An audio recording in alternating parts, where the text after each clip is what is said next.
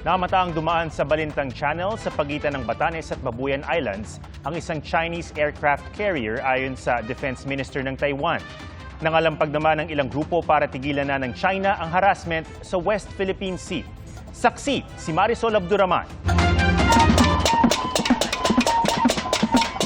Gamit ang mga kaldero, kawali, sirola, timba at iba pa, nag-ingay ang mga relisa sa liwasang Bonifacio sa Maynila.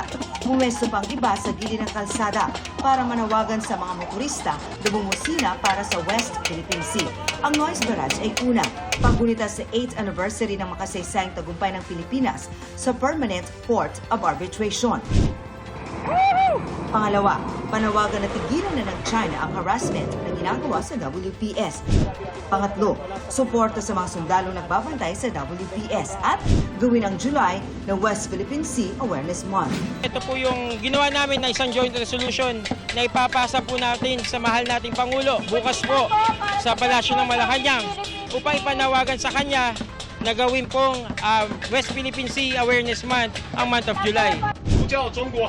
Sa dagat naman ng Isla ng Kinmen na kontrolado ng Taiwan, nag-radio challenge ang Taiwan Coast Guard sa barko ng China Coast Guard kahapon. 4 na Coast Guard vessel ang ipinadala ng Taiwan para bantayan ang 4 na Chinese ship.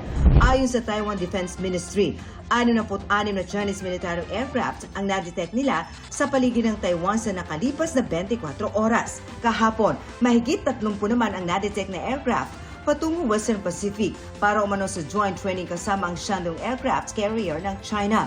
Ayon sa Defense Ministry ng Japan itong Martes, namataan ang aircraft carrier ng China 500 kilometers mula sa isla ng Miyako sa Okinawa, Japan. Dumaan din ito sa Balintang Channel na naghihiwalay sa Batanes at Babuyan Islands, ayon sa Defense Minister ng Taiwan.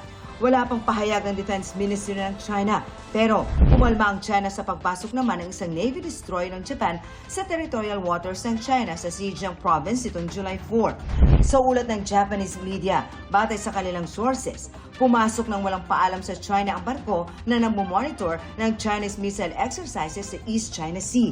Iimbestigahan daw ang kapitan ng barko na hindi pa malinaw kung ano ang intensyon.